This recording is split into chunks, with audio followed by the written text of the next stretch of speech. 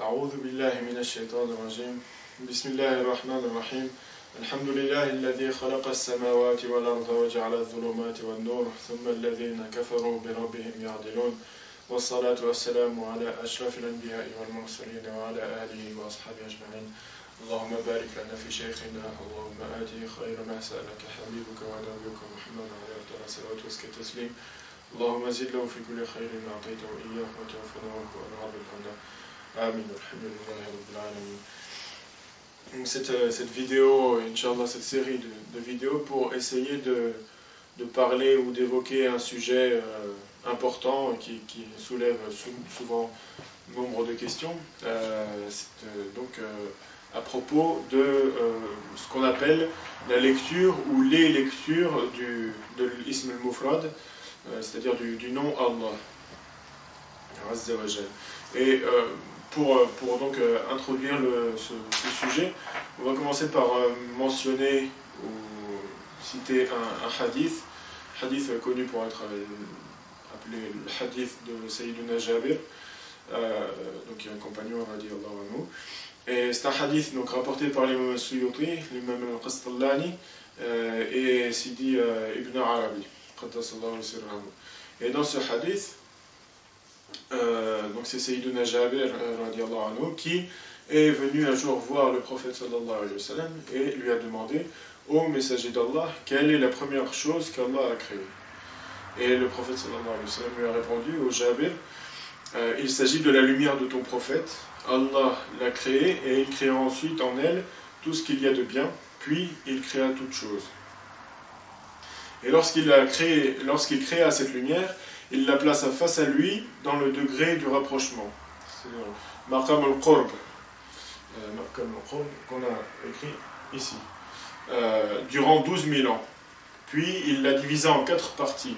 D'une de ces parties, il créa le trône, d'une autre partie, il créa le piédestal, qu'on appelle le kursi, d'une autre encore, il créa les anges porteurs du trône et ceux du piédestal. Quant à la 4e partie, il la plaça dans le degré de l'amour, Maqamul Hubb, durant 12 000 ans. Puis, il divisa donc, cette partie en 4. D'une de ces parties, il créa la plume, Al-Qalam. D'une autre partie, il créa Al-Lawh, la tablette gardée. Et d'une autre encore, il créa le paradis. Quant à la 4e partie, il la plaça dans le degré de la peur, Maqamul Khawf, durant 12 000 ans. Puis il la divisa en 4 parties. D'une de ces parties, il créa les anges, d'une autre partie, il créa le soleil, et d'une autre encore, il créa la lune et les planètes. Quant à la 4e partie, il la plaça dans le degré de l'espoir, Maqamul Raja, durant 12 000 ans. Puis Allah Azza wa Jal divisa cette partie en 4, une nouvelle fois. D'une de ces parties, il créa l'intellect, l'aql. D'une autre partie, il créa la science et la sagesse. D'une autre encore, il créa les anges qui empêchent de commettre le mal, qu'on appelle l'isma. Et la facilité du chemin vers le bien, c'est-à-dire le tawfiq. Quant à la 4e partie, il la plaça dans le degré de la pudeur, maqamul haya, durant 12 000 ans. Puis Allah Azza wa Jal la regarda. La lumière se mit alors à perler de sueur, et en coulèrent 124 000 gouttes de lumière. Allah créa alors de chaque goutte l'esprit d'un prophète ou d'un messager. Puis les esprits des prophètes respirèrent, et Allah créa de leur souffle les saints, les martyrs, les bienheureux et les obéissants jusqu'au jour du jugement. Donc on a vu dans ce hadith mentionner les uns après les autres 5 maqams particuliers. Donc dans un premier temps, le maqam de al-Qurb, puis al-Hubb, puis al-Khawf, puis al-Raja, puis al-Haya. C'est-à-dire la proximité, l'amour, la peur, l'espérance et la pudeur. Ces 5 maqams donc, qui correspondent à 5 étapes, si on veut, de la lecture du nom Allah. Ensuite, le prophète sallallahu alayhi wa sallam continue, poursuit le hadith en disant: le trône et le piédestal sont donc créés de ma lumière. Les anges des 7 cieux sont créés de ma lumière, le soleil, la lune et les planètes sont créés de ma lumière, l'intellect et la facilité du chemin vers le bien sont créés de ma lumière, les esprits des messagers et des prophètes sont créés de ma lumière, et les martyrs, les bienheureux et les pieux sont issus de ma lumière. Allah créa ensuite 12 000 voiles et établit ma lumière, qui est la 4e partie de chaque voile. Et dans chaque voile, il y a 1000 années, qui sont les degrés de la servitude, de la quiétude, de la patience, de la sincérité et de la certitude. Allah plongea alors cette lumière dans chaque voile durant 1000 ans, et lorsqu'il l'en ressortit, il la plaça dans la terre. Cette lumière éclaira alors tout ce qu'il y a entre l'Orient et l'Occident, tel un flambeau au cœur de la nuit noire. Allah créa ensuite Adam de terre et plaça en lui cette lumière sur son front. Et après Adam, la lumière fut transmise à son fils Shith, et ainsi elle n'a cessé d'être transmise d'homme pur en homme bon, et d'homme bon en homme pur, jusqu'à ce que Allah la fasse parvenir à Abdullah ibn Abd al-Muttalib, et de lui elle fut transmise à l'utérus de ma mère Amina bint Wahb. Ma lumière fut ensuite mise au monde, et je fus fait seigneur des messagers, sceau des prophètes, miséricorde pour les mondes, et chef de file de ceux qui, au jour du jugement, portent les traces blanches laissées par les ablutions. Voilà, c'est ainsi qu'a commencé la création au Jabir. C'est un hadith relaté, comme on l'a dit, par l'imam al-Suyuti dans son ouvrage Al-Khasa'is al-Kubra. Donc c'est cinq maqam mentionnés très clairement dans ce hadith qui se retrouvent dans l'écriture du nom Allah, l'ism al-Mufrad. Maintenant, il faut savoir que nous, quand on parle des lectures du nom Allah, il y en a en réalité 7. Pour comprendre un peu mieux ça, il faut savoir que ces 5 maqams sont en relation avec le tawhid pur, c'est-à-dire la connaissance de l'essence divine, des attributs et des noms d'Allah subhanahu wa ta'ala. Et donc ces 5 maqams sont, si on veut, relationnés avec la connaissance du tawhid. Et les deux autres lectures, ou 2 autres secrets, sont en relation avec la nafs du cheminant, de celui donc, qui chemine vers cette connaissance. Ces 2 secrets donc, qui sont représentés dans l'écriture de l'ism également, mais d'une manière particulière qu'on verra par la suite, Inch'Allah.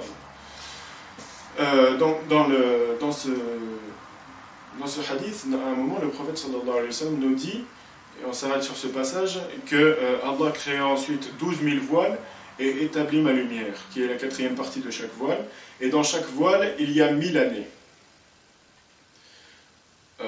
Donc cette lumière parfaite est totalement accomplie, c'est-à-dire dans le maqam le plus élevé qui soit, est accessible par la parole, la meilleure des paroles qui soit, c'est-à-dire La ilaha illallah. Et cette parole La ilaha illallah est composée de 12 lettres.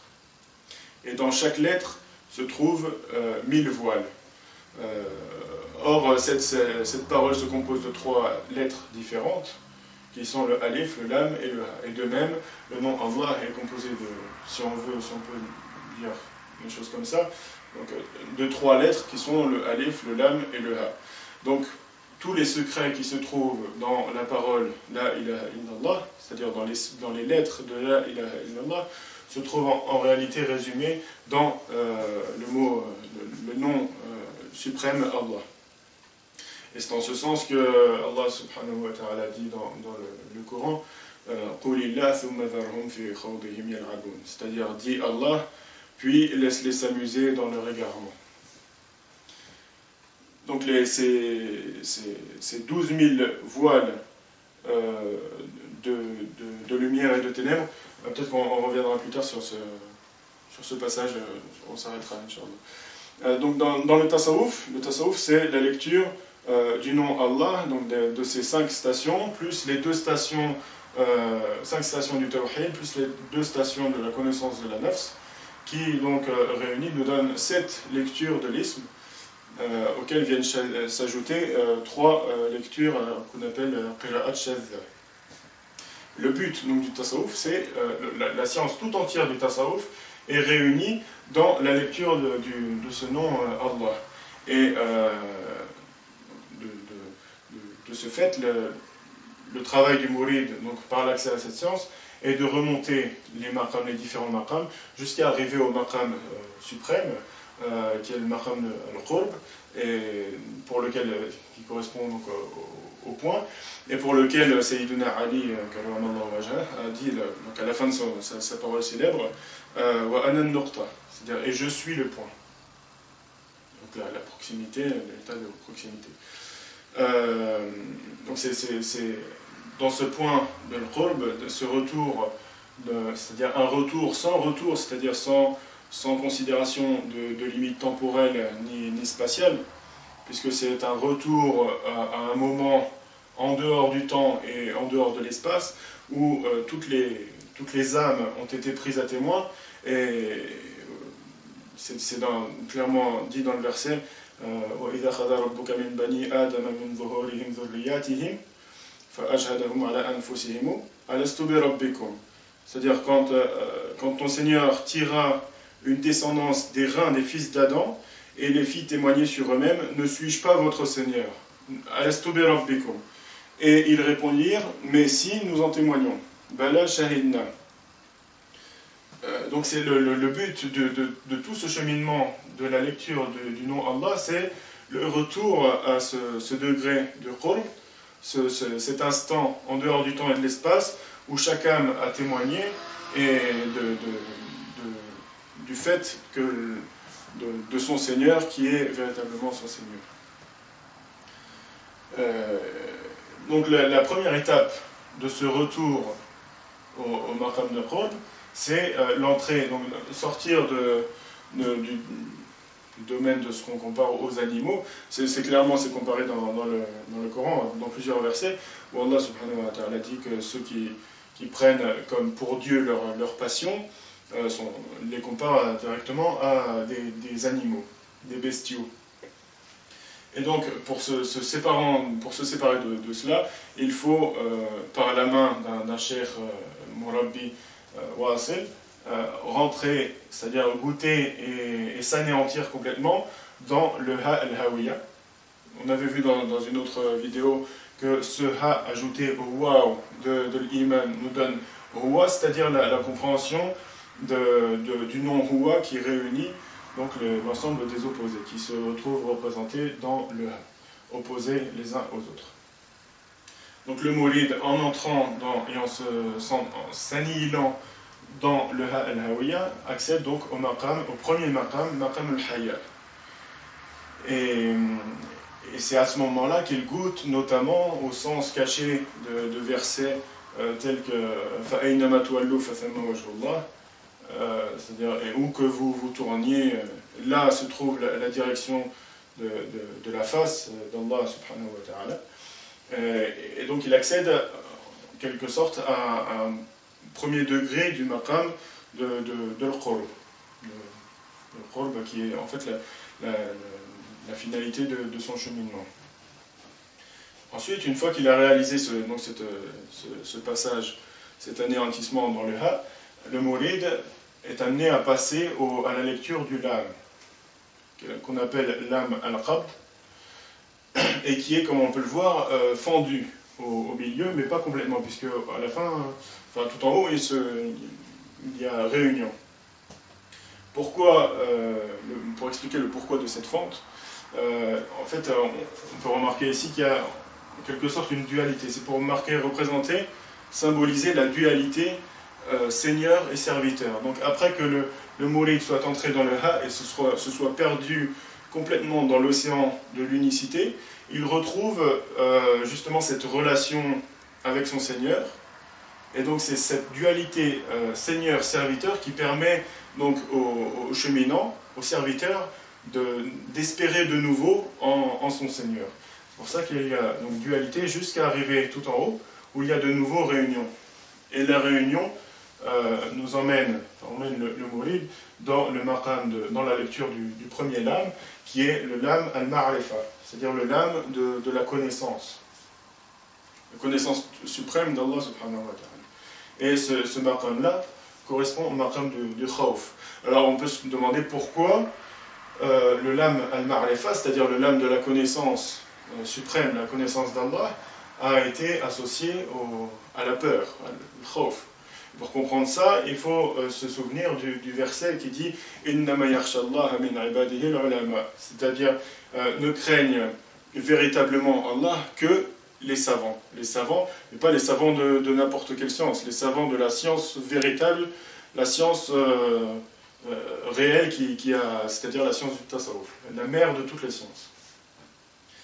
Et donc une fois arrivé à ce maqam al-khawf, il y a, comme on peut dire, un problème, parce que le mourid suivait les lettres dans l'ordre dans lequel il se présentait là, et il n'avait qu'à suivre le chemin tracé en fait. Mais arrivé là, il y a un espace, il y a une fasl qu'on appelle, c'est-à-dire la scission qui le sépare du alif al-muqaddar. Et par rapport à ce passage-là, l'imam al-Ghazali, radiyallahu anhu, dit dans une parole très célèbre, qui a été reprise par d'autres, reformulée différemment, et il dit Raja wal khawf janahan biha yatir al-muqarrabun ila kulli maqam mahmoud. C'est-à-dire la peur et l'espérance et la peur sont deux ailes par lesquelles les rapprochés volent vers tout maqam, c'est-à-dire tout degré spirituel noble et élevé.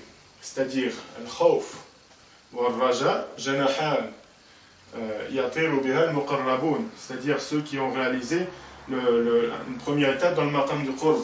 Et ce maqam de qurb, il est notamment clair et explicite dans le verset qui dit وَنَحْنُ أَقْرَبُ إِلَيْهِ مِنْ حَبْلِ الْوَرِيدِ. Et nous sommes plus proches de lui, aqrab, c'est-à-dire c'est la même racine du mot qurb, aqrabu ilayhi min hablil warid, plus proche de lui que sa propre veine jugulaire. Et quand avec cette première étape dans le fait de goûter à cette proximité divine, d'une proximité bien évidemment qui convient à la grandeur d'Allah subhanahu wa ta'ala, eh bien ce muqarrab, se rapprocher, vole par les ailes, les deux lames du raja et du khawf, c'est-à-dire de l'espérance et de la peur, dans cette air-là, cet espace de vide, qui n'est vide en fait qu'en apparence, puisqu'en fait il se trouve ici deux secrets qu'on va représenter de la manière suivante. Enfin, c'est comme ça qu'on les représente dans la tariqa, qui sont donc le triangle de la basmala, comme on l'avait vu dans une autre vidéo, avec son ombre ici. Et donc en bas se trouve le secret du fasl, et en haut celui du wasl. Et donc, comme le dit l'imam Ghazali, ce passage-là n'est possible dans ce ciel, dans cet espace-là, que pour quelqu'un d'anéanti, d'annihilé dans le ha, volant par les ailes de l'espérance et de l'khawf. نسأل الله أن يعلمنا وينفعنا وينفعنا بما علمنا سبحان ربك رب العزة عما يصفون وسلام على المرسلين